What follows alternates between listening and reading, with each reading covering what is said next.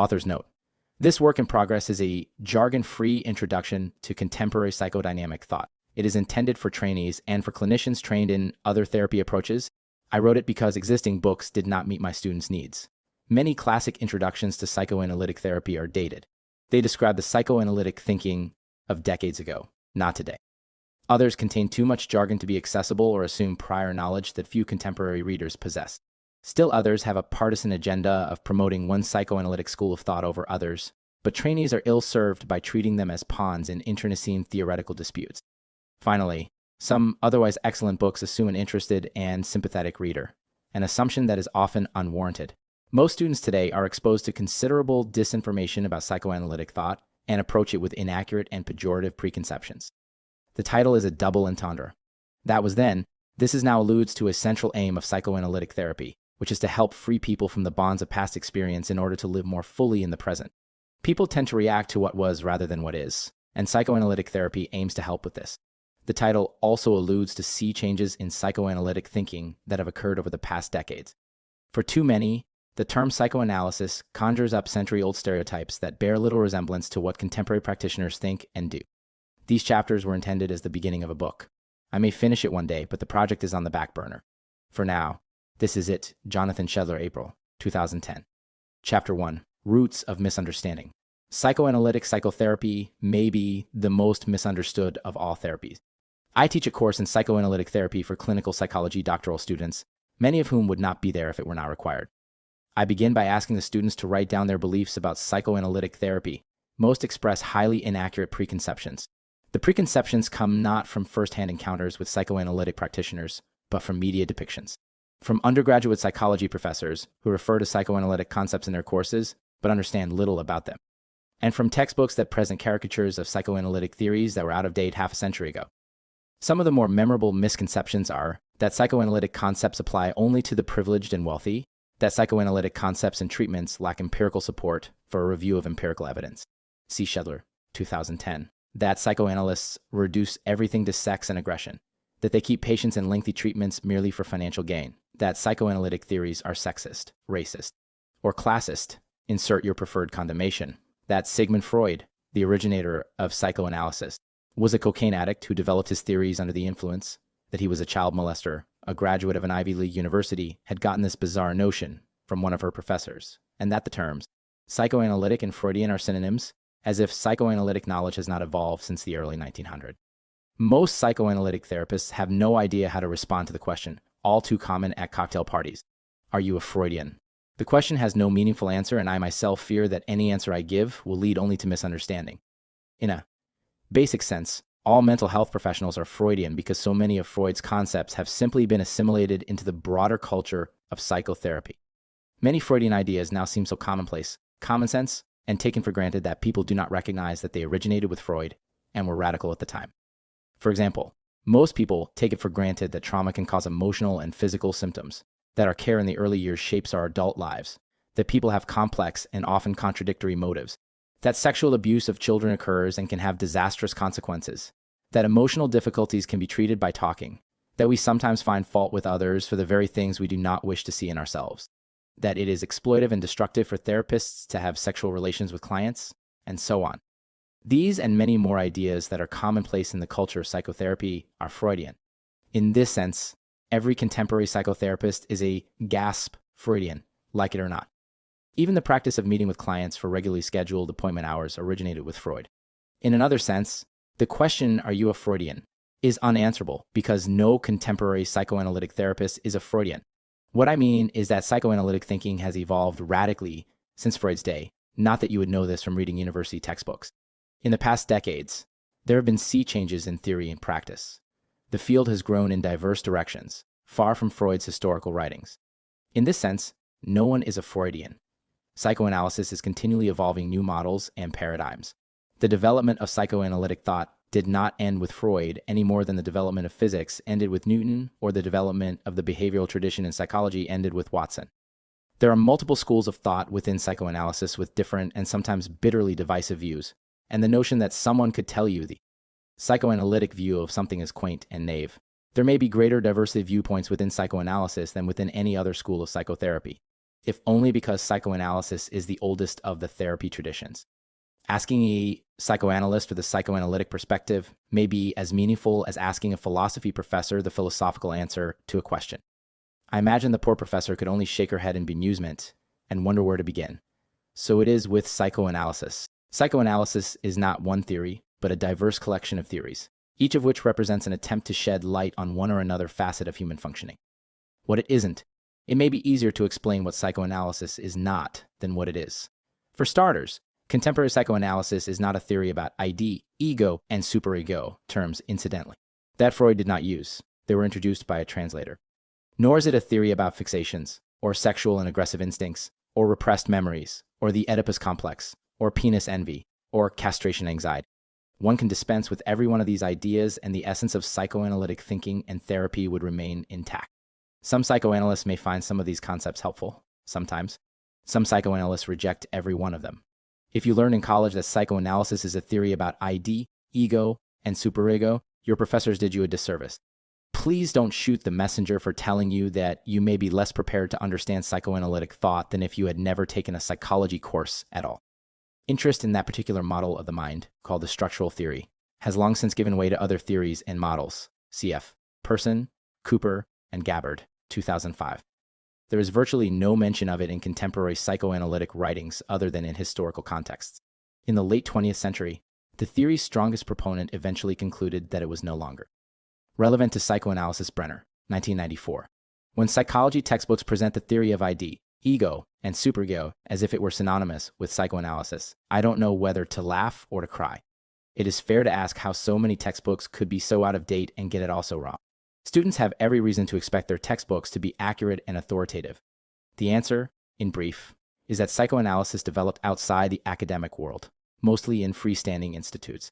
For complex historical reasons, these institutes tended to be insular, and psychoanalysts did little to make their ideas accessible to people outside their own closed circles. Some of the psychoanalytic institutes were also arrogant and exclusive in the worst sense of the word, and did an admirable job of alienating other mental health professionals. This occurred at a time when American psychoanalytic institutes were dominated by a hierarchical medical establishment. For a historical perspective, see McWilliams, 2004. Psychoanalytic institutes have evolved, but the hostility they engendered in other mental health professions is likely to persist for years to come. It has been transmitted across generations of trainees, with each generation modeling the attitudes of its own teacher. Academic psychology also played a role in perpetuating widespread misunderstanding of psychoanalytic psychotherapy. A culture developed within academic psychology that disparaged psychoanalytic ideas, or more correctly, the stereotypes and caricatures it mistook for psychoanalytic ideas, and made little effort to learn how psychoanalytic therapists really thought and practiced. Many academic psychologists were content to use psychoanalysis as a foil or straw man. They'd regularly win debates with dead theorists who were not present to explain their views. It is fairly easy to win arguments with dead people. Many academic psychologists still critique caricatures of psychoanalytic concepts and outdated theories that psychoanalysis has long since moved beyond. Cf. Bornstein, Hansel.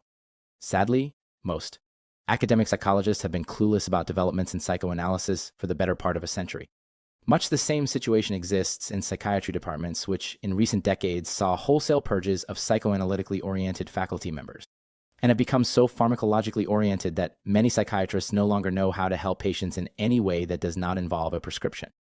Interestingly, being an effective psychopharmacologist involves many of the same skills that psychoanalytic therapy requires. For example, the ability to build rapport, create a working alliance, make sound inferences about things patients may not be able to express directly, and understand the fantasies and resistances that almost invariably get stirred up around taking psychiatric medication. There seems to be a hunger among psychiatry trainees for more comprehensive ways of understanding patients and for alternatives to biologically reductionistic treatment approaches. It may be disillusioning to discover that your teachers misled you, especially if you admired those teachers. You may even be experiencing some cognitive dissonance just now, and dissonance theory predicts that you might be tempted to disregard the information I'm providing to help resolve the dissonance. I remember my own struggle to come to terms with the realization that professors I admired had led me astray. I wanted to look up to these professors, to share their views, to be one of them. It also made me feel bigger and more important to think like they did and believe what they believed. And I felt personally diminished when they seemed diminished in my eyes. I suspect I am not alone in this reaction. I've often wondered whether this is one reason otherwise thoughtful and open-minded students sometimes turn a deaf ear to ideas labeled psychoanalytic. A comment on terminology. Throughout this book, I use the terms psychoanalytic and psychodynamic interchangeably. The term psychodynamic was introduced after World War II at a conference on medical education and used as a synonym for psychoanalytic. I am told the intent was to secure a place for psychoanalysis in psychiatry residency training without unduly alarming training directors who may have regarded psychoanalysis with some apprehension. Wallerstein, Personal Communication, Whitehorn, and Others, 1953. In short, the term psychodynamic was something of a ruse. The term has evolved over time to refer to a range of treatments based on psychoanalytic concepts and methods, but which do not necessarily take place 5 days per week or involve lying on a couch. At the risk of offending some psychoanalysts, a few words are also in order about psychoanalysis versus psychoanalytic psychotherapy. In psychoanalysis, sessions take place 3 to 5 days per week, and the patient lies on a couch. In psychoanalytic psychotherapy, sessions typically take place once or twice per week, and the patient sits in a chair. Beyond this, the differences are murky. Psychoanalysis is an interpersonal process, not an anatomical position. It refers to a special kind of interaction between patient and therapist. It can facilitate this interaction if the patient comes often and lies down, but this is neither necessary nor sufficient. Frequent meetings facilitate, in part because patients who come often tend to develop more intense feelings toward the therapist, and these feelings can be utilized constructively in the service of understanding and change.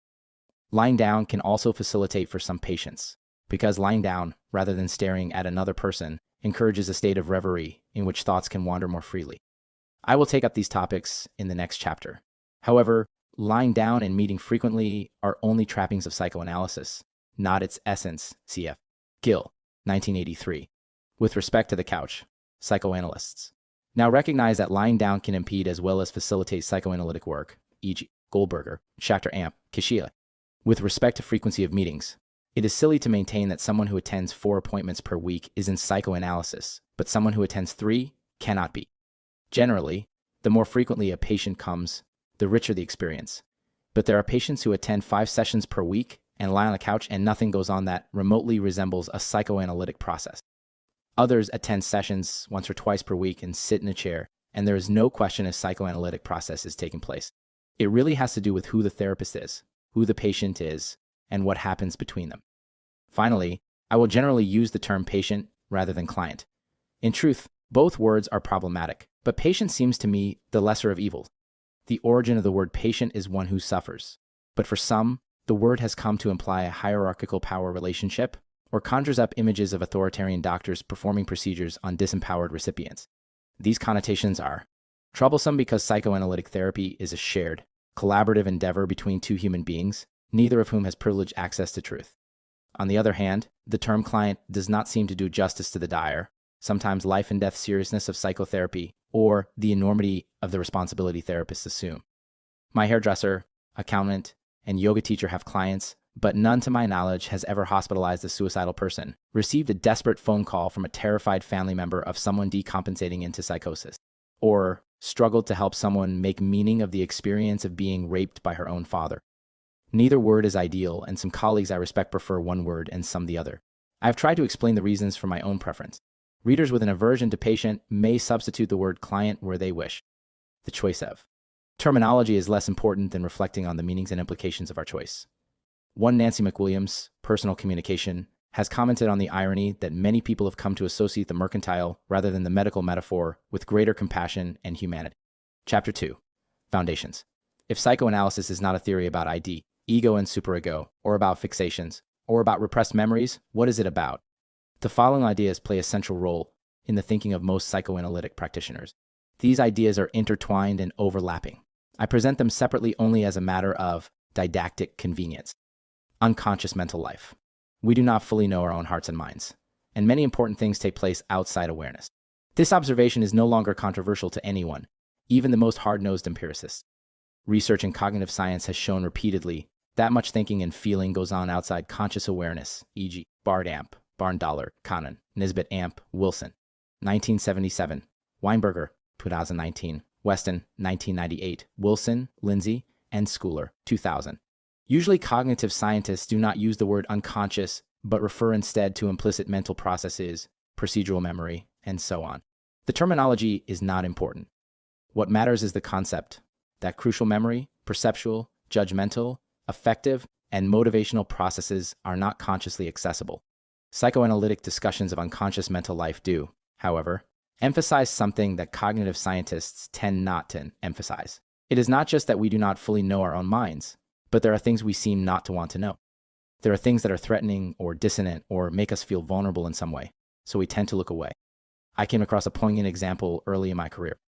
I was interviewing participants in a research project on personality development, and my job was to learn as much as I could about each participant's personal history. In general, these were easy interviews to conduct.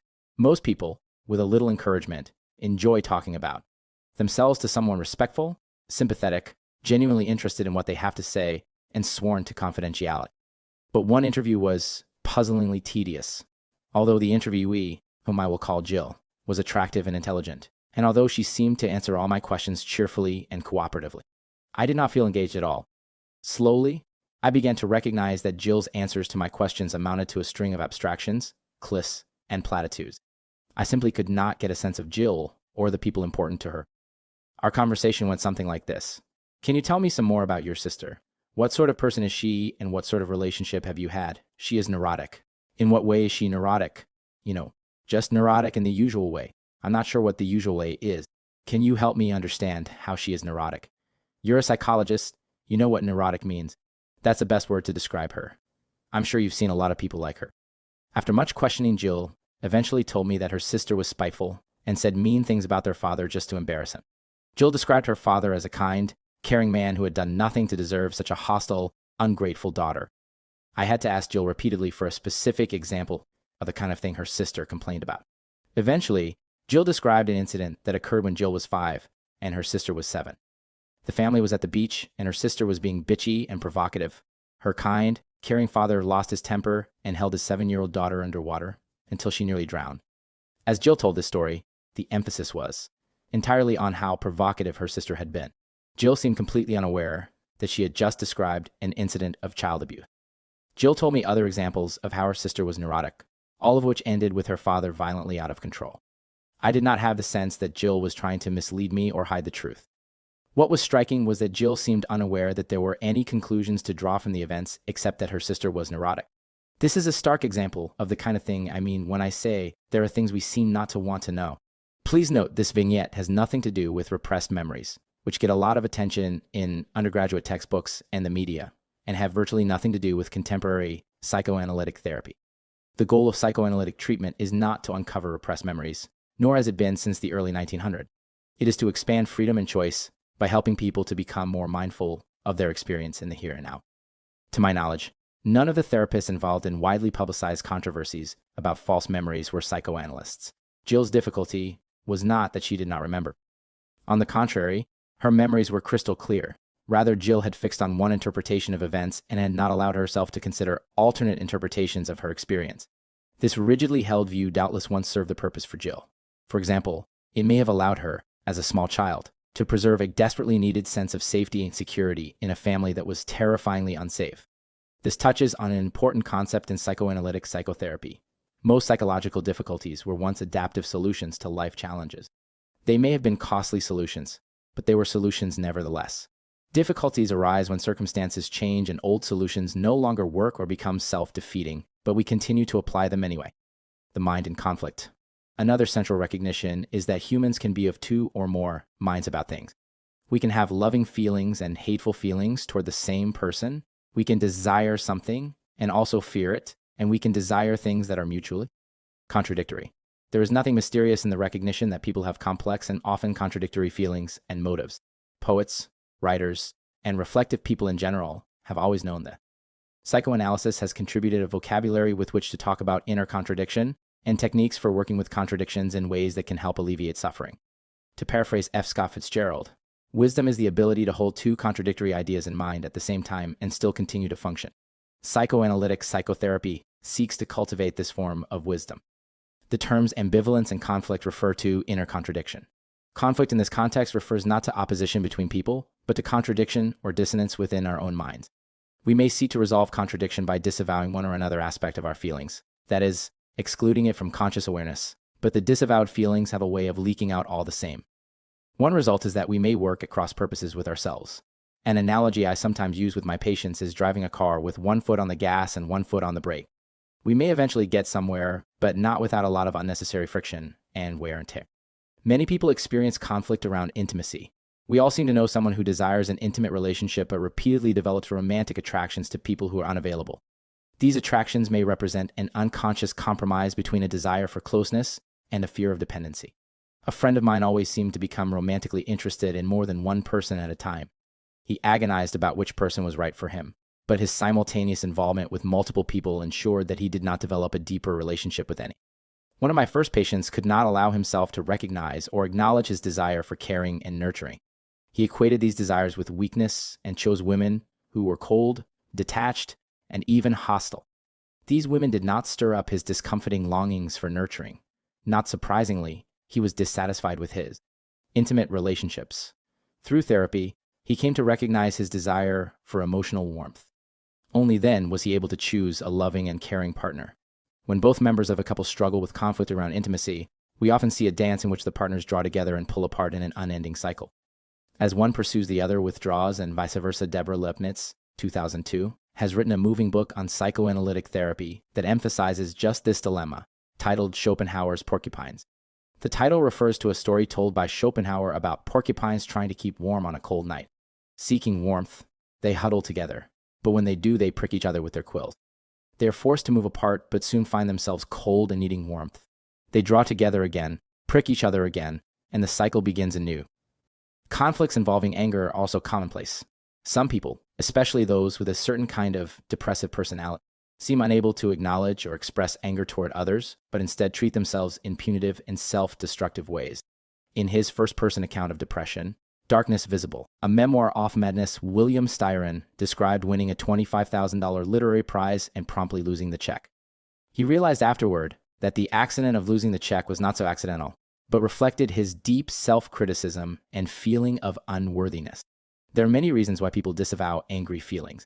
We may fear retribution or retaliation. We may fear that our anger will harm someone we love. We may. Two, for readers who may have been taught that psychoanalytic approaches are relevant only to the privileged or wealthy. Lepnitz's book also provides moving examples of psychoanalytic therapy with economically disadvantaged and culturally diverse patients. Fear that it will lead to rejection or abandonment. The angry feelings may be inconsistent with our self-image as a loving person. We may feel guilt or shame for having hostile feelings towards someone who has cared for us, and so on. I once treated a man whose parents were Holocaust survivors who sacrificed greatly so their son could have a better life. They worked long hours at menial jobs so he could go to medical school and become a prosperous person. Under the circumstances, anger toward either parent would have evoked crushing guilt. My patient could not allow himself angry feelings toward either parent, but he treated his friends and colleagues and himself quite badly. It took considerable work before he could recognize his angry feelings and recognize that love and gratitude can coexist with anger and resentment. He came to understand that anger toward his parents did not diminish his love for them, his grief for the suffering they had endured, or his gratitude for their sacrifices. Some people express disavowed anger through passive-aggressive behavior, yet another psychoanalytic term that has been assimilated into the broader vocabulary of therapy. For example, someone who regularly burns the family dinner may be expressing, in the same act, their devotion to their family and their resentment. Preparing the dinner expresses love and devotion, making it unpalatable expresses anger. My mother often expressed anger passive-aggressively by making people wait for her. She'd arranged to pick me up at the airport when I came home from college, but she'd show up 2 hours late. In her mind, meeting me at the airport was an act of devotion, consistent with her view of herself as a loving, self-sacrificing mother. Being late was circumstantial. Unfortunately, the same circumstances arose time and again. The sources of my mother's resentment were no doubt manifold, but I believe one source of resentment was that I had gone away in the first place. A charming example of ambivalence occurred while I was editing this chapter, working on my laptop computer at a sidewalk cafe. A 15-month-old girl toddled over from an adjacent table, picked up a pretty leaf from the ground, and offered it to me with a huge smile. Just as I said thank you and reached to take it, she snatched it away with obvious delight. I encounter similar behavior in adults, but it is generally less charming. A last and more obviously clinical example of conflict can be seen in certain patients who suffer from bulimia. On the one hand, binge eating may express a desperate wish to devour everything, perhaps to fill an inner void. The symptom seems to say, I am so needy and desperate that I can never be filled. Purging expresses the other side of the conflict and seems to say, I have no needs. I am in control and require nothing.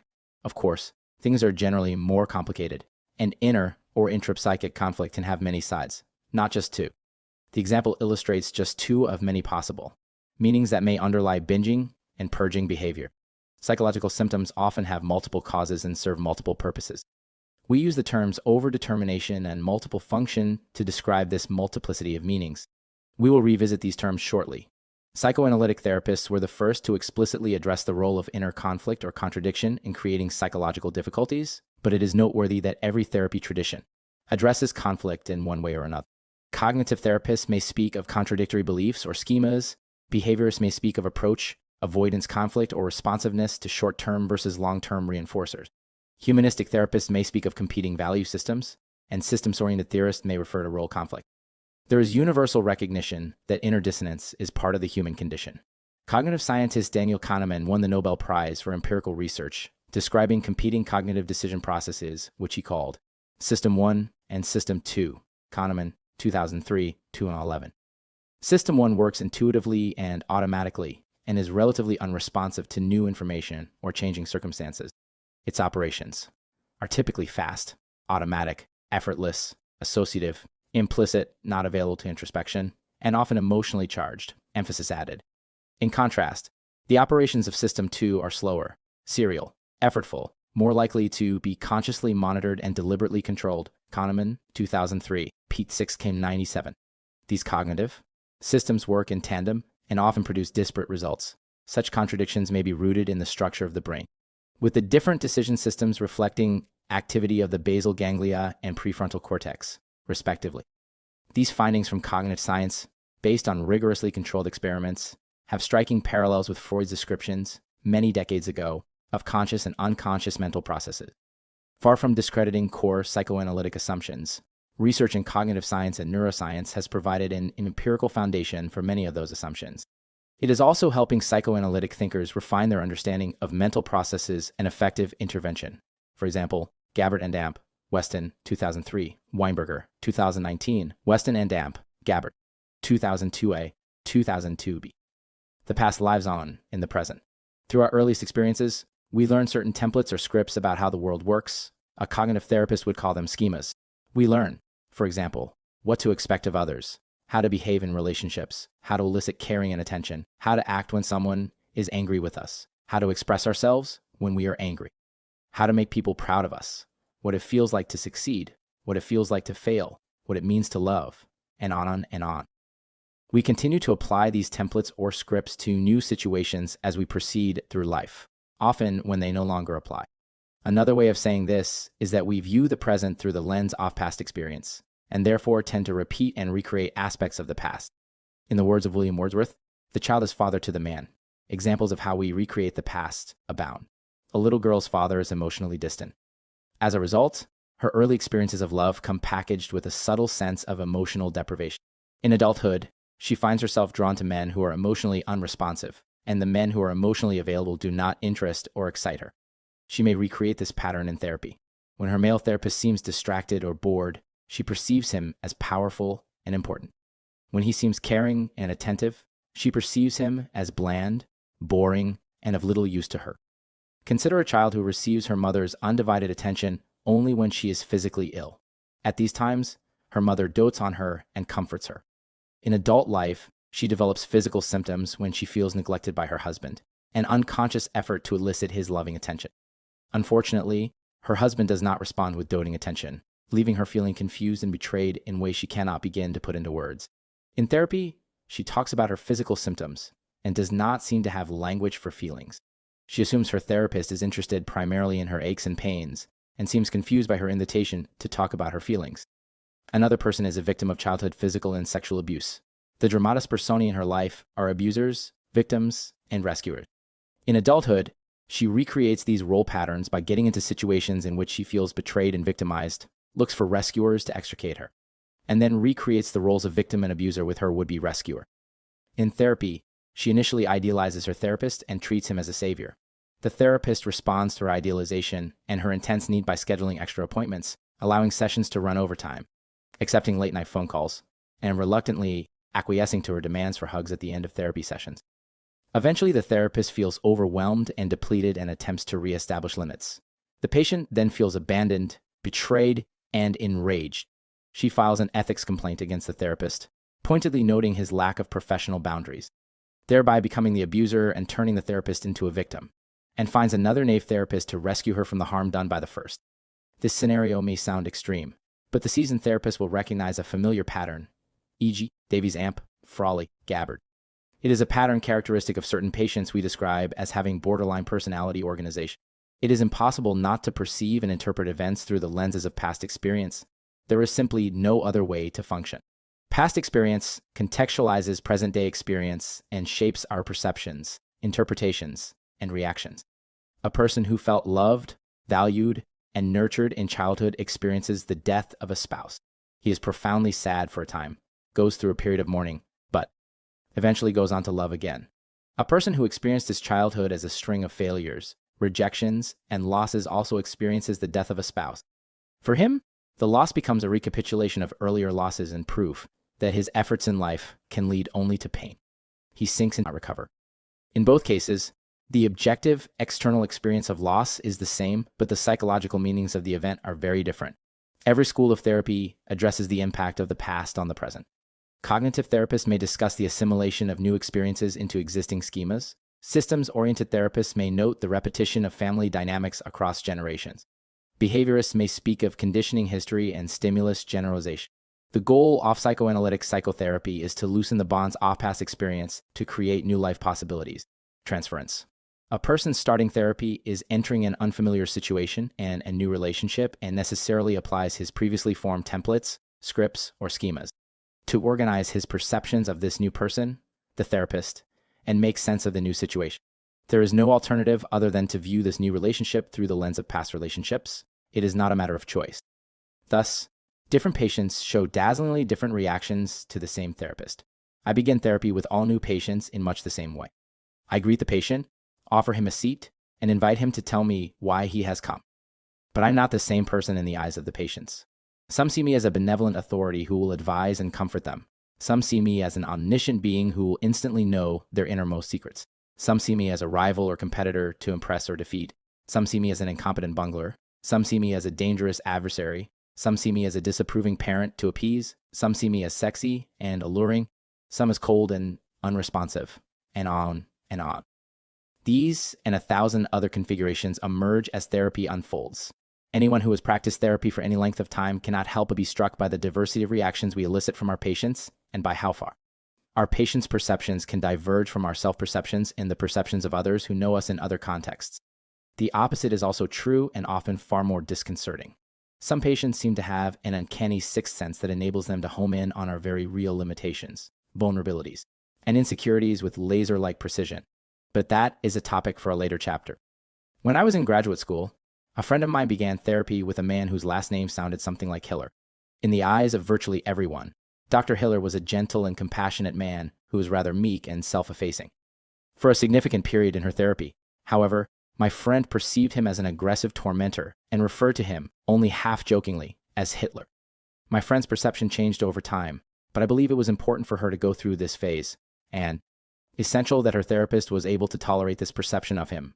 Instead of trying to convince her otherwise, he allowed her to have her own perception and patiently explored the thoughts, feelings, and memories that lay behind it.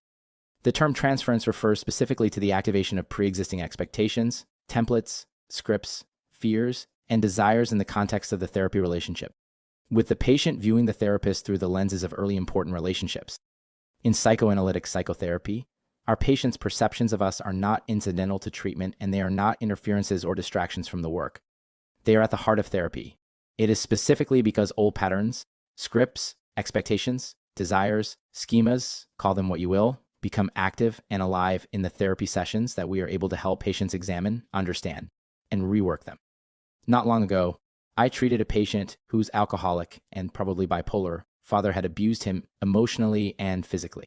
His father had castigated him, shamed him, and beat him with little provocation. It was one thing for my patient to tell me that he viewed people with distrust and suspicion. It was another when this relationship template came alive in treatment and he began responding to me as if I were an unpredictable, angry adversary. Consciously, he viewed me as an ally who had his welfare at heart, and he was paying me good money for my help. At the same time, he seemed to do everything in his power to protect himself from me by shutting me out and fending me off, acting as though I would use whatever he told me as a weapon to hurt him. He responded this way automatically and reflexively. His responses were so ingrained that he did not recognize that they were at all out of the ordinary. I did not regard my patient's attitude toward me as an obstacle to therapy. On the contrary, reliving and reworking this relationship pattern was central to his recovery. Repeatedly, I would point out, as gently as I could, that he was responding to me as if I were a dangerous adversary. I would say, when you turned to your father for help, he humiliated you. Given your experiences, it's understandable that you would now expect the same treatment from me. Or, you are letting me know that our work means nothing to you, and you couldn't care less if you never saw me again. Perhaps you are convinced I will disappoint and hurt you, and are rejecting me first to protect yourself. Over time, he came to understand, not in an intellectual way, but in a way that truly sunk in emotionally, that he was treating me and other important people in his life in ways that were more applicable to another person in another time and another place. Gradually, he began to call into question his expectations, reactions, and interpretations of events. Additionally, I weathered his suspicions, accusations, and rages without retaliating and without withdrawing, at least most of the time. Our relationship therefore served as a template for a new and different kind of relationship.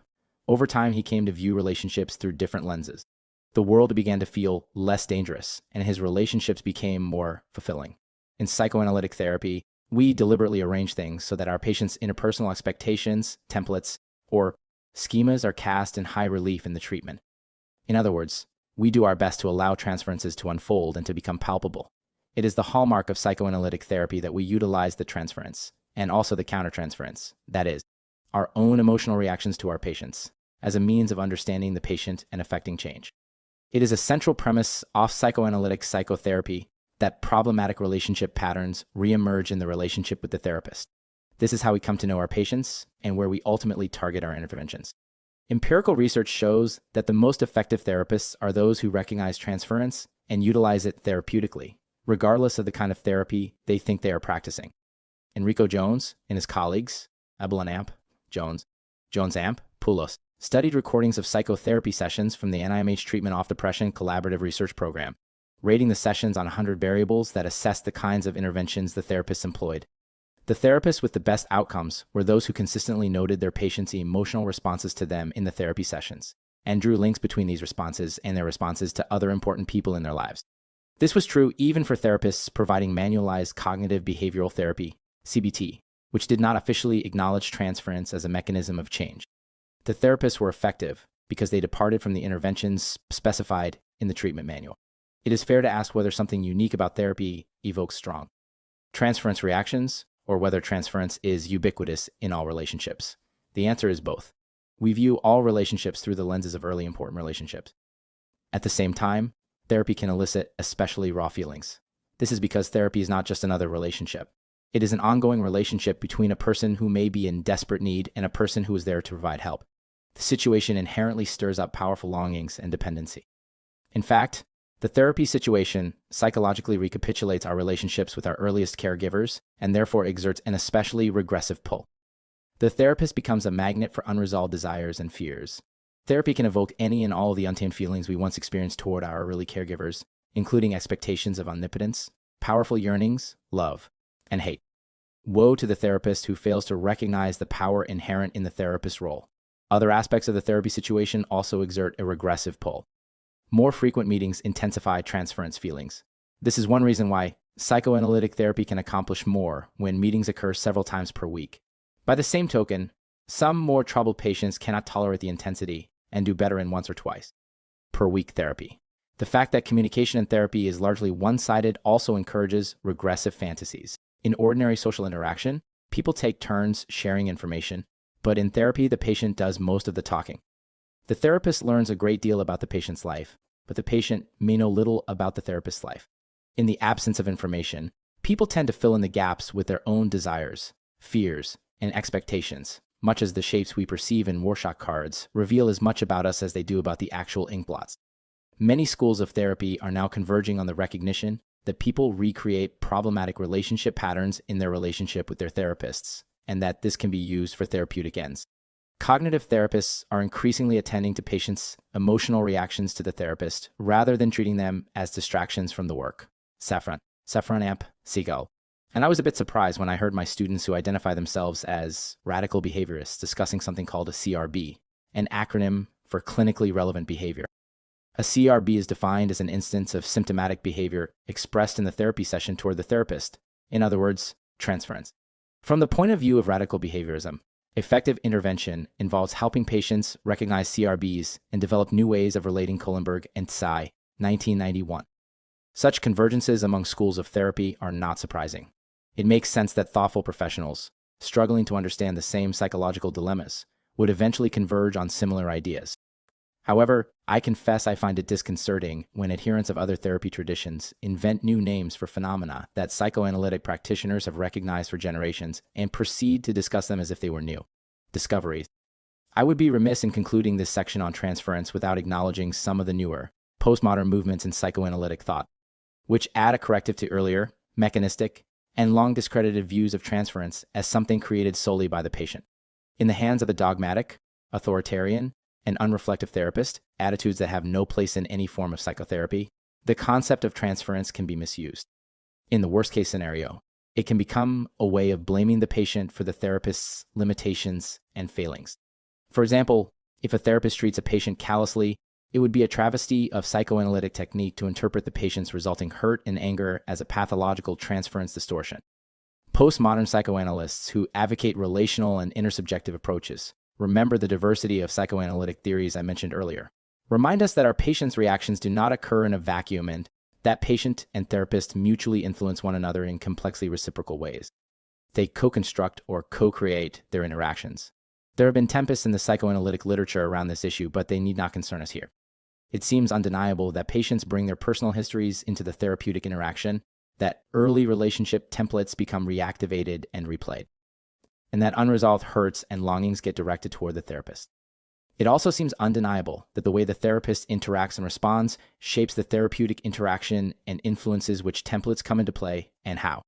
It is not only patients but also therapists who bring their pasts into the consulting room. Defense.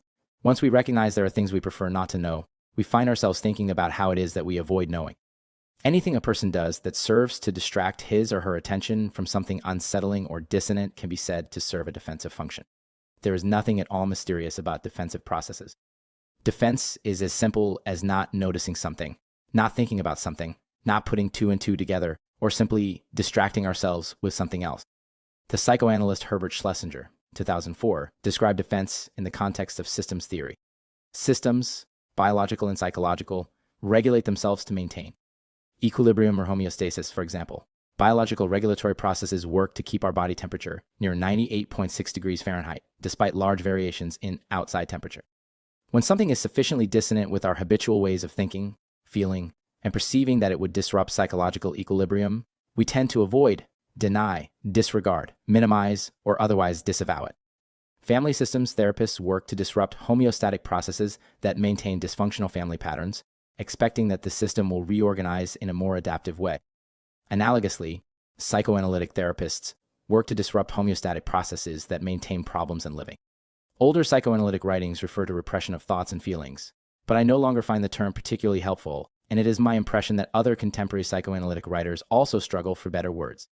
I believe the word contributes to mystification of something simple, ordinary, and commonplace. Bruno Bettelheim, 1982, has argued that the word repress may be a poor translation of the German word Freud used, and has suggested disavow as a more helpful translation. My dictionary's definition of disavow is to disclaim knowledge of, responsibility for, or association with, disown, repudiate. Disavowal of experience is commonplace. Jill, whom I used as an example in the section on unconscious mental life, disavowed knowledge that her father had been abusive. She defended against this recognition by keeping thoughts about her family members at the level of generalities and not focusing on details. People often think and speak in generalities when attention to specifics would call into question cherished beliefs. Jill did not make a conscious decision to think and speak in generalities. She did this habitually and reflexively, without realizing it. It had become a part of her character. Later in our interview, It began to dawn on Jill that her father had been violently out of control. Even with the ugly truth out in the open, Jill sought to preserve psychological homeostasis by downplaying its meaning. Noting the gravity of my reaction, when she told me her father nearly drowned her sister, Jill quickly sought to reassure herself and me that the event held no special significance. Emphasizing again how ill-behaved her sister had been, she added, "Anyone's father would have done that, right?"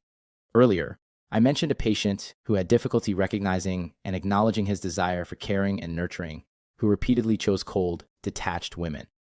His choice of partner served a defensive function because it helped him avoid the difficult feelings stirred up in him by kind, loving women. He worked to see himself as strong, rugged, and independent, and he disavowed his gentler, more tender side. He liked me as a therapist because he perceived me as rational and tough-minded, unlike the mushy, touchy-feely therapist he had seen previously and from whom he had fled. Any thought or feeling can be used to defend against any other. Angry feelings can defend against feelings of abandonment or rejection. Depression can defend against anger. Haughtiness can defend against self-contempt.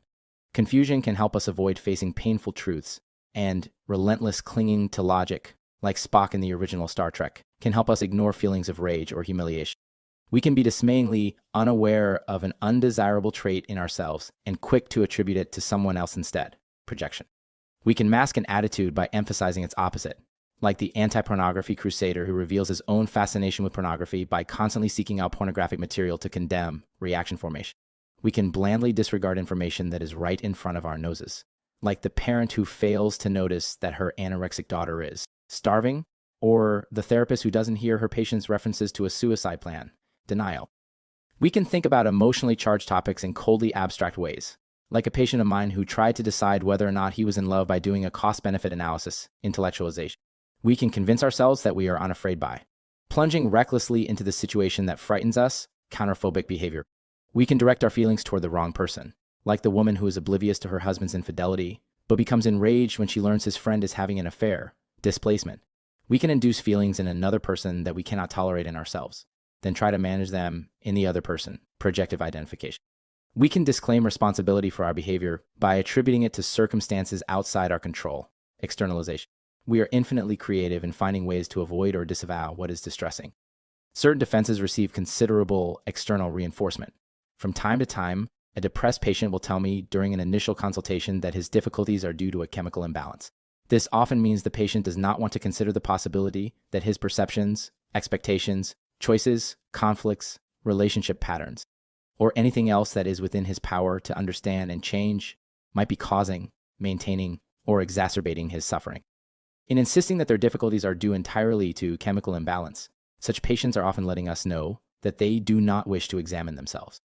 This is a particularly pernicious defense because it is bolstered by messages from pharmaceutical companies, which have an obvious financial incentive to portray emotional suffering as a biological illness, and often by trusted doctors who receive information from those same pharmaceutical companies. Such patients may regard any acknowledgement of a psychological component to their suffering as an intolerable admission of weakness or personal failure. The harsh self-judgment and self-condemnation that lies just beneath the surface of this attitude may be precisely what is perpetuating the depression, but their reluctance to examine themselves may preclude the kind of therapy that would lead to change. In such cases, I have found it best not to challenge patients' convictions directly, but to try to stimulate their curiosity and self-reflection in other ways. For the record, I'm not suggesting that we can ignore biological factors or should not avail ourselves of pharmacological treatment options. I am suggesting that an appreciation of biology should not make us deaf and blind to psychology. Undergraduate psychology textbooks generally catalog defense mechanisms, but these presentations rarely foster a deeper understanding of psychoanalytic therapy. One problem with the term defense mechanism is that it sounds, well, mechanistic, and the life of the mind is anything but mechanistic. Also, the term mechanism, a noun, makes it sound like a defense is a thing. It is more helpful to think of defending, a verb, as something people do. Another problem is that defense mechanism implies a discrete process or event, which is also not quite right. Rather than being discrete events, ways of defending are woven into the fabric of our lives and reflected in our characteristic ways of thinking, feeling, acting, coping, and relating. Our ways of defending become part of our enduring personality or character. For example, some people characteristically immerse themselves in detail and miss the forest for the trees. The focus on concrete details takes the focus off of difficult emotions. Other people seem unable to focus on details at all. Their perceptions of self and others seem glib and superficial. This defensive style may deflect attention from troubling facts. Some people feel superior and act self-important to help banish from awareness painful feelings of emptiness or inadequacy. Some people are chronically inattentive to their own needs, but lavish care on others instead. A common pattern among mental health professionals. Defense and personality are inseparable. Psychoanalytic psychotherapy helps us recognize the ways we disavow aspects of our experience, with the goal of helping us to claim or reclaim what is ours. This has the effect of expanding freedom and choice. Things that previously seemed automatic or obligatory become volitional and life options expand. Of course, freedom and choice bring their own dilemma. With choice comes responsibility, which can sometimes be terrifying. The desire to deny responsibility can therefore be a significant impediment to change. Perhaps Erica Jong had this dilemma in mind when she wrote, "No one to blame. That was why most people led lives they hated, with people they hated. How wonderful to have someone to blame. How wonderful to live with one's nemesis. You may be miserable, but you feel forever in the right. You may be fragmented, but you feel absolved of all the blame for it. Take your life in your own hands. And what happens? A terrible thing, no one to blame." In the section on transference, I described research showing that the most effective therapists address transference in psychotherapy, Ablon Amp, Jones Amp, Poulos. The same research found that the most effective therapists also help patients recognize defenses by calling attention to them as they arise and treat them.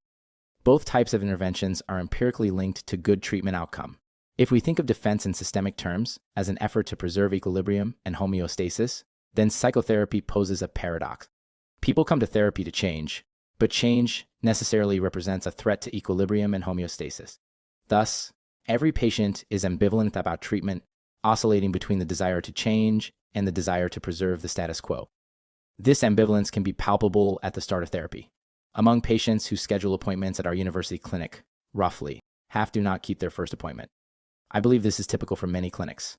When patients telephone the clinic, they are expressing one side of an inner conflict, the side that seeks change. When they fail to keep their appointments, they are expressing the other side of the conflict, the side that seeks to maintain homeostasis. I recall starting my own psychoanalysis. I scheduled my first appointment 2 weeks in advance. I thought about the upcoming appointment day and night throughout the 2 weeks. On the day of the actual appointment, however, it completely slipped my mind. When the analyst and I eventually managed to meet, he asked if it was like me to forget appointments. I told him with embarrassment that it was not. He shrugged and said, "So, it seems you have an unconscious too." Psychotherapy is an ongoing tug-of-war between a part of us that seeks change and a part of us that strives to preserve the known and familiar, however painful that may be. As therapists, we side with the forces seeking growth. I believe Freud, 1912, had this paradox in mind when he wrote, "The resistance accompanies the treatment step by step. Every single association, every act of the person under treatment must reckon with the resistance and represents a compromise between the forces that are striving for recovery and the opposing ones." The terms defense and resistance are closely related. They refer to efforts to disavow or disclaim thoughts, feelings, or responsibility. More technically, resistance refers to defensive processes that emerge within the therapy relationship itself that impede the shared task of exploration and inquiry. It is not particularly helpful to think of resistance as opposition between therapist and patient. Rather, resistance arises out of conflict or discord within the patient. This can be difficult to keep in mind when resistance takes forms therapists find unpleasant, as when patients arrive late, miss appointments, fall silent, fill sessions with small talk, ignore the therapist's comments, and so on. However frustrating for therapists, such behavior reflects the patient's efforts to maintain equilibrium. The therapist's best approach is alliance with the parts of the patient that seek growth and change. Ideally, patient and therapists develop a shared sense of curiosity regarding defensive processes, viewing them non-judgmentally, with a desire simply to examine and understand. We will revisit this in later chapters. The concepts of defense, conflict, and unconscious mental life are intertwined. The word unconscious is merely a form of shorthand, referring to the thoughts, feelings, and behaviors we disavow, repudiate, or defend against. We often see an active push and pull between defensive processes and the thoughts and feelings they defend against. As hard as we work to push them away, so hard do they seem to push back, seeking some form of outlet or expression. Thus, there is conflict or dynamic tension between those parts of us that repudiate and those parts of us that get repudiated. Psychoanalytic theorists use the term dynamic unconscious to remind us that unconscious thoughts and feelings are not dormant or inert, but actively seek expression. They influence our thoughts, feelings, and actions in indirect ways. 3. Note that the word unconscious has a specific meaning in psychoanalytic theory. Many mental processes take place outside of awareness, but we generally reserve the term unconscious for thoughts, feelings, and behaviors that we actively repudiate and that actively seek expression. Thus, the word unconscious really means dynamic unconscious. Psychoanalytic theorists generally use other terms, such as non-conscious, to refer to mental processes that take place outside of awareness, but that are not conflictual or actively defended against. Psychological causation. Psychological symptoms often seem senseless. They serve no apparent purpose and often feel alien to the person suffering from them. Many depressed patients have told me that feelings of despair and sadness come on out of the blue. Feelings of anxiety or even panic can also come on unpredictably.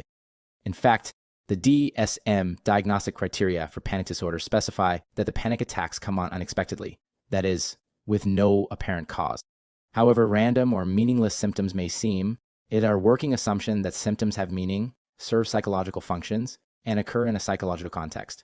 Because the psychological circumstances that contextualize a symptom may not be consciously accessible, a symptom may appear senseless or random. As a person's scope of awareness expands and she becomes better able to recognize and articulate a broader range of experience, the meaning and function of the symptom may become clear. Generally, as this occurs, the person is able to find new solutions to old problems and the symptom fades. The more we are strangers to ourselves, the more random, accidental, and fragmented our experience may seem. Psychoanalytic therapy helps us recognize the connections that exist between thoughts, feelings, actions, and events. For example, if a patient says to me, "I don't know why I did that," I may respond by saying, "Let's see if we can look beyond, I don't know. Let's examine what happened before that." What happened before could be an external event or internal events like thoughts and feelings. A patient recovering from a heart attack kept forgetting to take his medication. I put forgetting in quotation marks because the patient, whom I will call Steve, was an intelligent person and his memory for other things was just fine.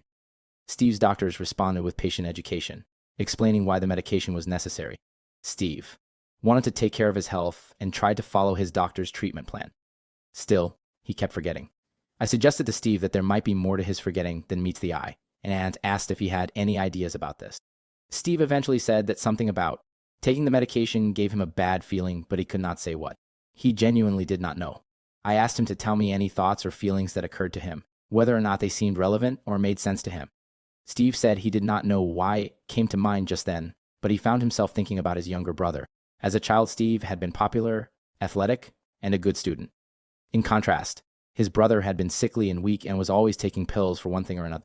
He did poorly in school and was no good at sports. He was a disappointment to his parents. Note the sequence of Steve's thoughts. His first thought was about taking medication. His next associations were to his sickly younger brother. We call the thoughts associations because we assume they are in some way linked to, or associated with, the preceding thoughts. On the surface, the two topics seem unrelated, but our working assumption is that they are connected. In this case, the sequence of thoughts suggests a hypothesis. In Steve's mind, taking pills means being like his younger brother, that is, weak, sickly, and less loved. If the hypothesis is correct, no amount of patient education would have sufficed, despite his doctor's best efforts. In fact, Steve stopped forgetting his medication only after we were able to discuss his fear of being weak and a failure, and his related fear of losing the love of the people who mattered to him. More specifically, Steve recognized that taking medication would not turn him into his brother. That was an irrational fantasy. The fantasy operated outside awareness, but it influenced Steve's behavior and could have cost him his life. Another patient, who was a bit overweight, had periodic eating binges. She'd sneak to the McDonald's drive-thru and order cheeseburgers and milkshakes. Afterward, she'd hate herself for it. She had tried for years to control her eating binges with little success. After an eating binge, I asked her to notice any thoughts that occurred to her, whether or not they seemed related to the eating binge. Her thoughts ran to her husband. She said he was self-centered and controlling and disregarded her needs.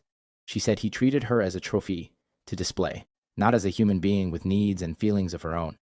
Her additional associations were that her husband was happy when she was thin because she was a better trophy, that she felt emotionally deprived and unloved, and that she felt dependent on her husband and trapped.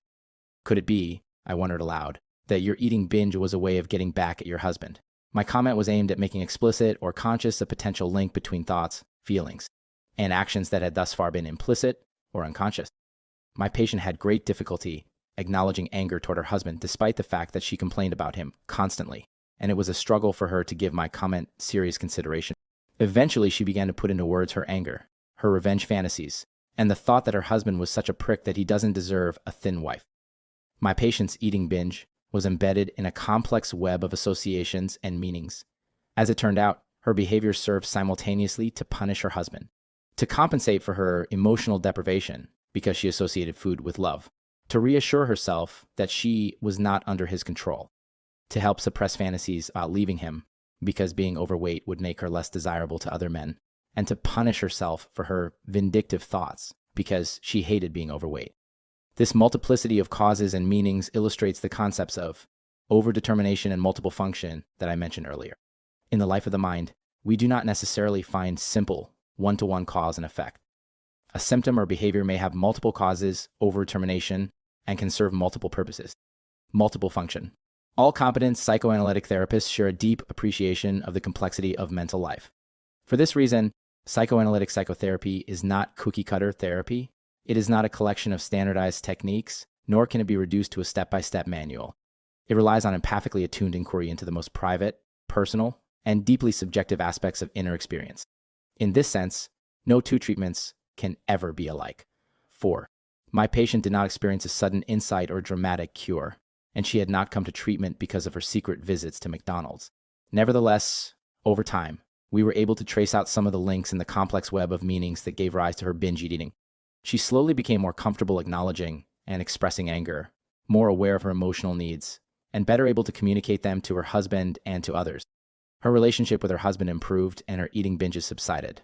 Eventually, she reported that for the first time in years, she was able to lose weight and keep it off, and it did not feel like a constant struggle. She never won the battle absolutely. Over the ensuing years, she did have the occasional binge, always when she was furious with her husband. These examples are meant to illustrate how psychological symptoms are embedded in organized networks of thoughts, feelings, perceptions, and memories that contextualize them and give them meaning. This applies not only to symptoms, but to all mental events. It is a working assumption of psychoanalysis that nothing in the life of the mind is random. The mind is an elaborate associative network, with mental events linked to one another in meaningful, albeit complex, ways. Within certain broad parameters, all mental activity follows the logic of the associative network, whether or manualized. 4. There are academic researchers who would have us believe that only therapies, conducted by following an instruction manual, are scientifically sound and evidence-based.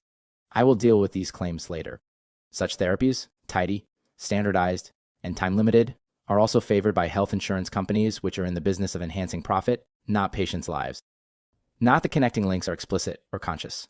This applies not only to thoughts, feelings, and memories, but also to dreams, daydreams, mistakes, and slips of the tongue, the infamous Freudian slip. It is possible to start with any seemingly random mental event and trace the multiple associations linked to it. Often, the event makes sense when the larger associative network becomes explicit. An analogy to an associative network is the internet, where web pages are linked in intricately interconnected networks. Peebles-Kleiger, 2002. We can call up a web page, follow a link to another page, and then another and another. Within a few clicks, we can get far indeed from our starting point. We could start on a page about global warming and end up, a few clicks away, on a page about Shakespearean sonnets. Somebody who looked at our computer screen at that moment might never guess how we got there. If we wanted, however, we could retrace the sequence of links that brought us from where we started to where we ended, and we could explain why we followed those links. Missing from the internet analogy is the role of affect. Unlike the web, where links are based mostly on content, mental associative networks are organized along affective lines. That is, things are connected that bring up similar feelings. Associative pathways tend to lead to what is emotionally charged or problematic. This has profound implications for therapeutic technique. If we allow ourselves to observe our thoughts without editing or censoring them, and we follow them where they lead, they often lead to what is troubling. Contemporary research in cognitive science and neuroscience is based on the concept of mind as associative network, and cognitive researchers have developed experimental methods to study associative linkages, for example, priming experiments and reaction time experiments. Interestingly, the concept of associative pathways has always been central to psychoanalytic theory and practice.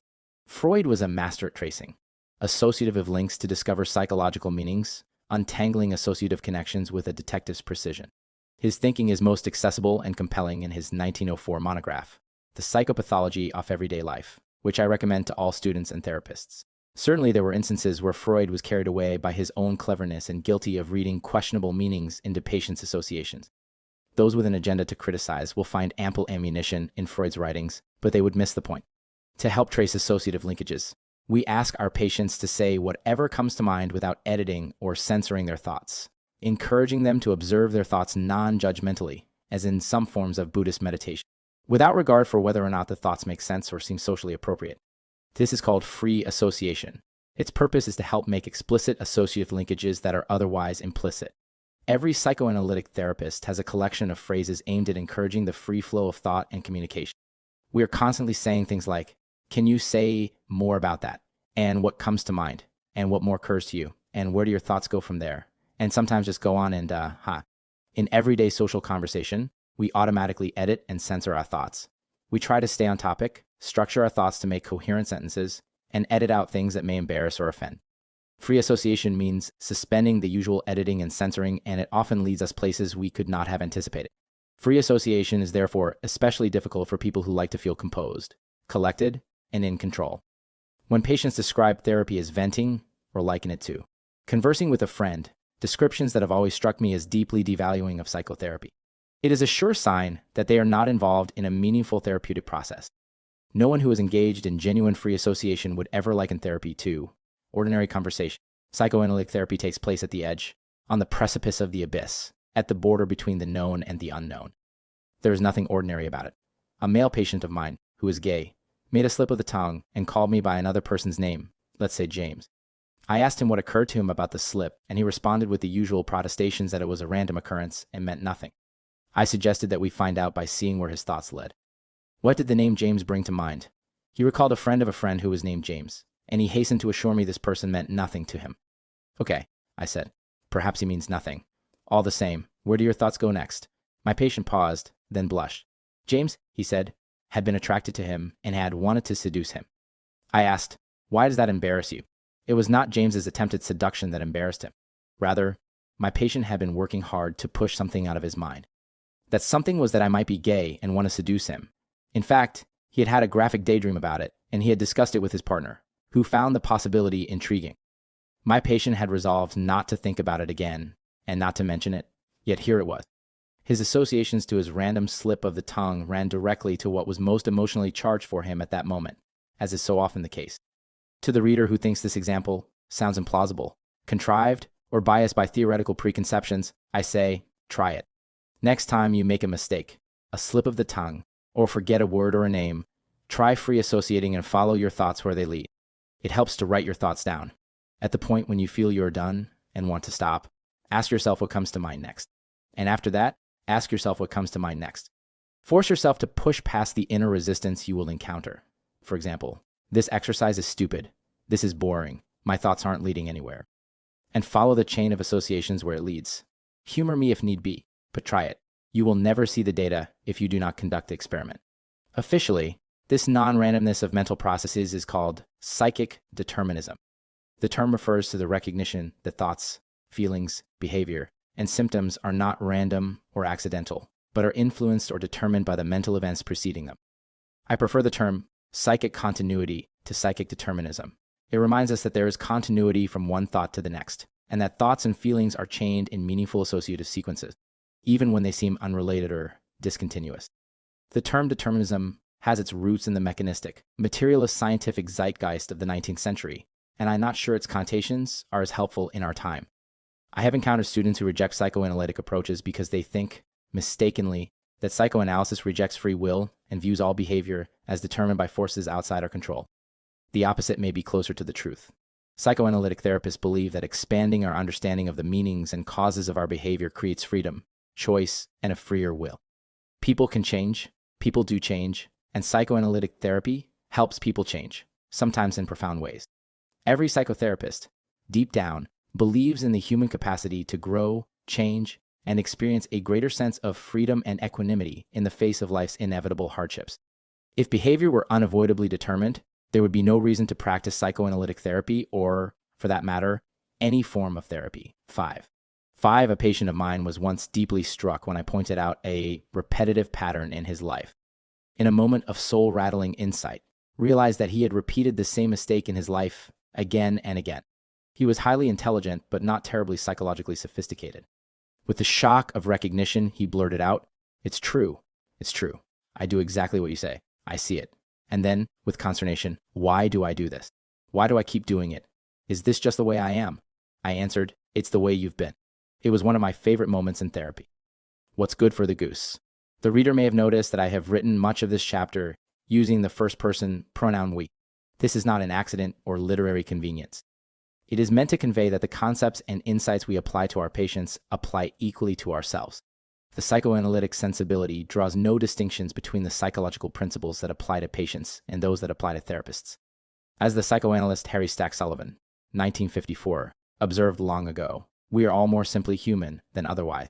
Patient and therapist alike view self and others through the lenses of past experience, have unconscious mental lives, disavow what is threatening, form transferences, and reenact past relationship roles.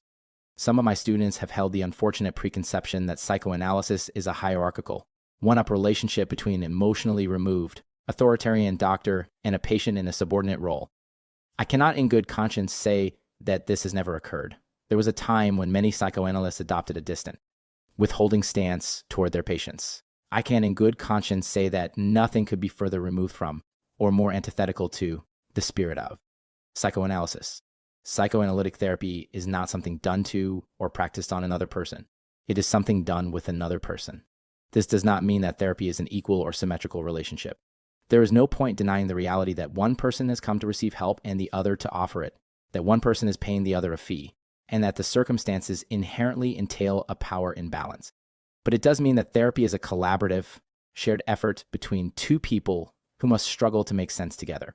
6. I'm inclined to think the best psychoanalysts never practiced this way, but certainly many mediocre ones did. In the past decades, there have been sea changes in psychoanalytic theory and practice, and thankfully, this phase in the development of the profession is largely behind us. The psychoanalytic therapists I know and respect consider it a deep privilege to share so intimately in the inner, private life of another person. And there is something in the work that breeds in them a deep humility regarding what we can and cannot know, and a deep humility regarding our capacity to help. I personally am not, by temperament, given to modesty or humility. I can nevertheless say sincerely that the longer I have practiced and the more I have learned, the more humble I have felt in my work with patients and the more deeply I have come to read. My patients and I share similar conflicts and struggles, and I see in them pain I have known myself. I've never treated a person so disturbed that I could not see something of him or her in me. Truly, we are all more human than otherwise. Psychoanalytic therapy requires of the therapist a degree of intelligence, a degree of professional knowledge and skill, a capacity for empathic attunement with another person, a willingness to immerse ourselves in another person's private, subjective world, an absolutely ruthless willingness to examine ourselves, and, for want of a better word, humanity. Of all the qualities that go into the making of a therapist, it is this last and most ineffable quality that may ultimately carry the day. As for willingness to examine ourselves, it is difficult, if not impossible, to do meaningful psychoanalytic work without having a meaningful psychotherapy experience ourselves. It may be the single most important component of a clinician's training. Also, there is something that strikes me as hypocritical in asking our patients to do something we have been unwilling to do ourselves, something improper and unbecoming in asking our patients to follow their thoughts without censorship wherever they lead when we have been unwilling to follow our own. There's nothing like the experience of being a patient to foster empathy for our patients and to help us understand the powerful and often irrational feelings that therapy can stir up. We cannot truly understand transference or resistance by reading about it in a book or observing it in someone else. We must experience it firsthand. Nor is it sufficient to enter therapy for the sake of professional development alone. We must enter it, like our patients, as suffering human beings. Beyond this, the more we understand of our own conflicts and relationship templates, the better we can resist reenacting them with our patients. Personal psychotherapy or psychoanalysis does not guarantee that we will succeed in this, but at least it can give us a fighting chance. Too often, I've seen therapists recreate their personal pathology with their patients. Therapists with histories of sexual abuse, who have not worked through their experience in personal therapy, tend to be quick to declare their own patients victims, defining their patient's experience for them rather than allowing them to explore it for themselves. It is my impression that the therapists, if they deserve to be called that, who have created furors over false memories fall into this category. Therapists who have unresolved issues with the opposite sex may be quick to join patients in male bashing or female bashing, rather than helping them understand their own needs and the psychological obstacles to fulfilling them. Therapists who struggle with self-esteem difficulties may subtly demean their patients or offer them shallow affirmations, like the kind caricatured by Stuart Smalley in old Saturday Night Live episodes, rather than offering an opportunity to explore and rework their attitudes in ways congruent with their personal history and experience. These are relatively blatant examples. More often, therapists enact their conflicts and relationship templates in more subtle ways. Finally, meaningful personal therapy engenders faith in the therapeutic process, and we require a great deal of faith when we are adrift in therapeutic seas. As Nancy McWilliams, 2004, eloquently observed, the experience of an effective personal therapy or analysis leaves us with a deep respect for the power of the process and the efficacy of treatment. We know that psychotherapy works. Our silent appreciation of the discipline can convey that conviction to clients, for whom a sense of hope is a critical part of their recovery from emotional suffering. Without hope, there can be no therapy. Epilogue: the unmaking of an academic psychologist. These stories don't mean anything when you've got no one to tell them to. Brandy Carlisle. When I look back, there is one event that stands out as decisive in my decision to become a psychologist. It is personal and embarrassing to tell, but the vital choices that shape lives are not, after all, dispassionate ones. I must tell it as it happened, or this essay will be yet another empty academic exercise. I was in my sophomore year in college and, I suppose, rather impressionable and immature for my age. I was friendly with a crusty old psychology professor who had a southern accent, who seemed larger than life. I thought he was a mind reader. I always sought him out, eagerly awaiting such tidbits of insight as he might bestow. I was also in love, my first love. My love and I relied on condoms for birth control, and one day we made love and the condom broke. After that, she missed her period, and we were both sure she was pregnant. The night before she got her pregnancy test, she had a dream. The two of us were in a car, and we were driving over bridges, crossing lakes and rivers and streams. Then the scene changed, and we were in a shop where I was trying on hats, one after another. Then some people were commenting on how well her perm had held up. She did, in reality, wear her hair perm. I told the dream to my southern professor because I was interested in dreams. He didn't know it was my girlfriend's dream, or even that it was a woman's dream. 7. I wrote this essay at the very beginning of my career. It therefore seems a fitting epilogue to an unfinished book. It began as a personal journal entry during a year spent traveling abroad, before I started my first academic job as an assistant professor. It was a period of great sadness and personal disillusionment. Some of my judgments on the field now seem harsh and unwarranted. Others may be too lenient. I have left the piece largely unedited. It seems better to preserve its authenticity than to revise after the fact. Certainly did not know about the broken condom and our fears about pregnancy. I got as far as the part about changing hats when he interrupted. Mr. Shedler, he drawled. Water represents birth. Crossing water represents a wish to avoid birth, that is, to avoid pregnancy. Covering the head with a hat means covering the head of the penis with a condom. The dream expresses your girlfriend's wish to avoid pregnancy by having you use a condom properly. He went on to lecture me in a paternalistic way on the use of condoms while I blushed to my toes. The impact could not have been greater had the professor's words been heralded by celestial trumpets. At that moment, I knew that this Freudian stuff, at least a good bit of it, was real and true. Naturally, my view of the professor as a mind reader was confirmed for all time, and I, for my part, decided that if there were people in the world who understood such things, I had to be one of them. Never again would I believe that dreams had no meaning, or that they were random neural impulses, or any number of other anti-psychological theories I have since encountered, all wrapped smugly in the mantle of science. The poets were right and the scientists wrong. The dreams of men and women, sleeping and waking, were rich tapestries of meaning. They could be explored and understood. Some years later, I was a doctoral student and I was teaching a college course. A student told me a dream. She and her boyfriend were standing beneath a waterfall. The water fell all around them, but they didn't get wet. I smiled to myself and said without hesitation, "You're afraid you may be pregnant." Her lower jaw nearly hit the floor. I have no idea whether she too went on to become a psychologist. Whenever I tell the last part of that story, I think of a saying: there are only two tragedies in life, not getting what you want and getting what you want. This essay is about the second kind of tragedy. I did not come to be a psychologist by the usual route. I had always been interested in psychology, and I read many pop psychology books as a child. As a 12-year-old, I tried, unsuccessfully, to hypnotize my friends, attempted dream interpretation, and administered pop psychology tests that I found in magazines. But in college, I did not major in psychology, and I never seriously considered becoming a psychologist. Like many people, I did not understand the difference between psychologists, psychiatrists, and psychoanalysts. I thought a psychologist was a kind of second-rate psychiatrist, and I had no intention of becoming a second-rate anything. I had no interest in medicine, and blood makes me queasy, so I ruled out psychiatry too. I hadn't a clue what a psychoanalyst was, so I just gave up on the whole thing and studied economics instead.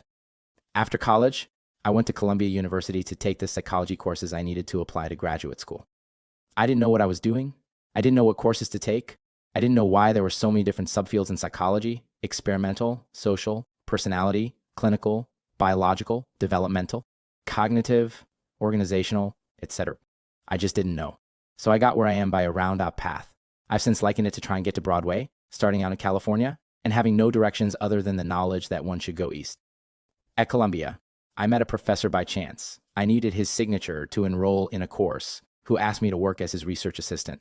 I had explained my situation and asked his advice about the courses I should take before applying to graduate school. You should take statistics. I already have a good background in statistics. What do you mean good? I studied hypothesis testing and regression. I'm also good with computers. The professor looked at me as if for the first time. Are you smart? I think so. Listen, all these courses are bullshit. Come work as my research assistant. That's your best bet. I signed on with the jubilant feeling that I was now on my way and that my life might go as I wished after all. For the rest of the week, a popular song kept running through my head with the lyrics, "This is it. This is your miracle." I soon found myself sitting in front of a computer writing computer programs to do statistical data analysis and programs to run reaction time experiments. The work was interesting in the way that playing chess or assembling a picture puzzle might be interesting, but I did not know what it had to do with psychology. I assumed I could not appreciate its relevance because of my inadequate background, so I decided to keep my mouth shut. Better to be silent and thought a fool than speak and remove all doubt. I also sat in on the professor's introductory psychology course where I learned about the basilar membrane of the human ear and about Ebbinghaus's memory for nonsense syllables and something about the retina of the horseshoe crab and other such things. One day, another student approached the professor and said something to the effect of, "This is all well and good, but I don't see what this has to do with psychology." I do not recall the details of the professor's response, but the gist was that she might reflect on whether she really belonged at a university like Columbia. After that, I was certain to keep my mouth shut. I suppose if you are in California, then Broadway is east, but once you get to New York, Broadway might be east, north, southwest, or whatever, depending on where you happen to end up. I had aimed for Broadway and ended up, I didn't know where, maybe Staten Island. But I had not yet realized this. There were certainly enough clues that I hadn't gotten where I thought I was going. Early on, I was running subjects for one of my professor's reaction time experiments.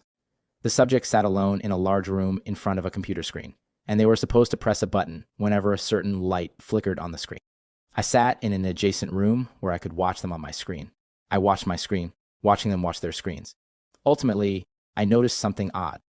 All these people entered the room the same way, and they all sat the same way, with their shoulders scrunched up and their hands folded tightly in their laps. They all had wide-eyed, tight-lipped expressions on their faces. There was something fascinating going on here, something about the room, or the experiment, or the experimenter, or something, that powerfully controlled behavior and made each of these people sit and move and hold themselves the same way. I now recognized that they were scared. I said to my professor, "Look what's going on here.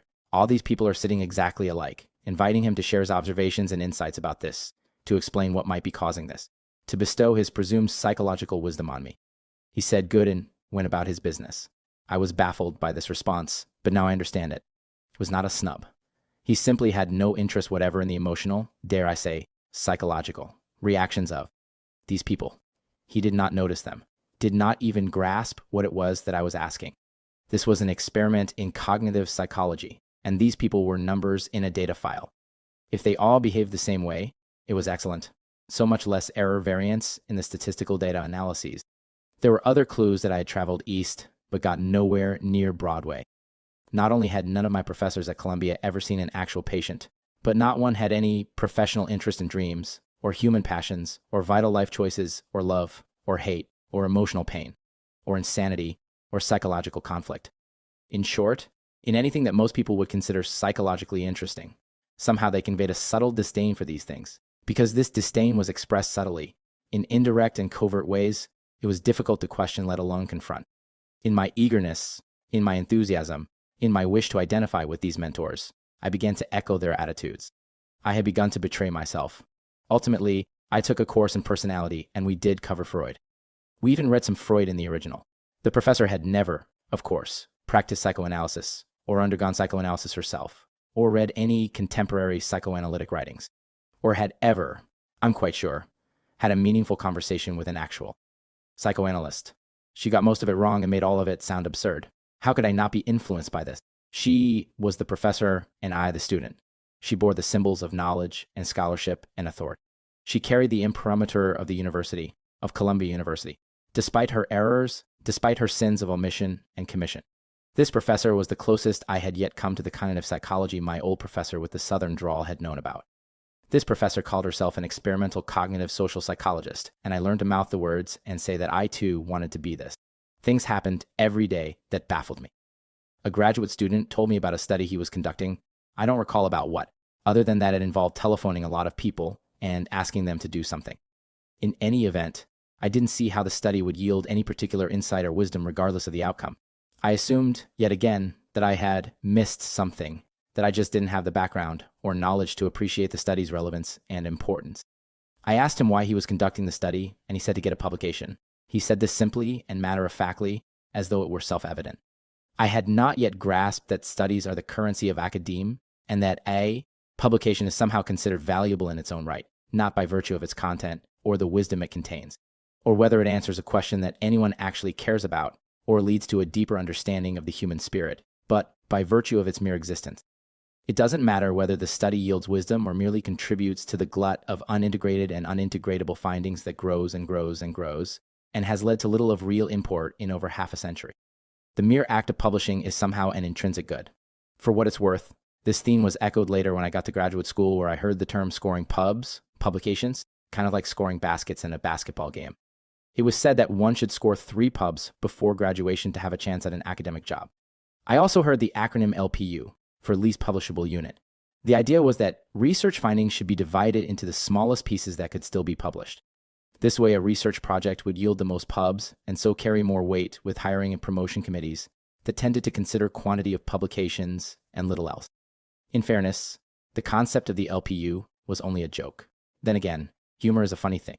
In return for writing computer programs, running subjects, chauffeuring the professor's children, and not asking stupid questions like what all this had to do with psychology, my Columbia professor kept his word and helped me get into graduate school.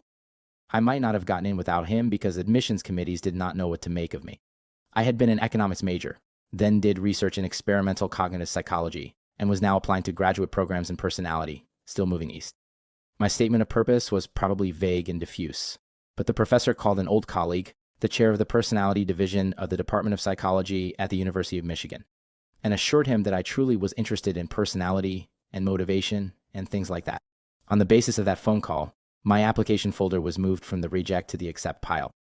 The song about miracles was no longer running through my head. Instead, I was thinking about a story about someone who sold his soul to the devil. I continued groping my way east. My Michigan professors placed a great premium on research. I confess I was a bit bewildered, in my own naive way, about just what purpose all the research served. It had nothing whatever to do with the practice of psychotherapy, that was clear, but it seemed to have no relevance at all. What was the point of it all? Here was an entire profession that did nothing of practical import. Worse, it was a profession devoted to the study of things that interested nobody except other academic psychologists, and only after years of being socialized in being interested. It was a self-contained system, with everyone reviewing each other's articles, publishing in each other's journals, approving each other's funding requests, hiring each other's students, granting each other tenure, responding and counter-responding and counter-responding to each other's publications. And all the while, the field spiraled further and further away from anything most people would consider psychologically meaningful. Why shouldn't our psychology have some application? It seemed to me that we should be able to do something, not just study in perpetuity. These concerns were not quite so elaborated then, but I do remember wondering, in the presence of one of my professors, whether our collective research efforts might be better directed toward questions of practical importance. The professor was John Atkinson, and his response was brilliant. Unfortunately, I have come to believe it is wrong. He said, "Why do you think scientific research should have an application? Galileo spent years rolling steel balls down inclined planes. That work had no application, but it was important, and now we all know about Galileo. The fellow working on avalanche prevention in the Alps that year. Never heard of him." Atkinson's argument seemed unanswerable. I was persuaded, and for a time I felt better about my research and that of my colleagues. We were engaged in pure research, basic research, and this was a most worthwhile pursuit. We were scientists.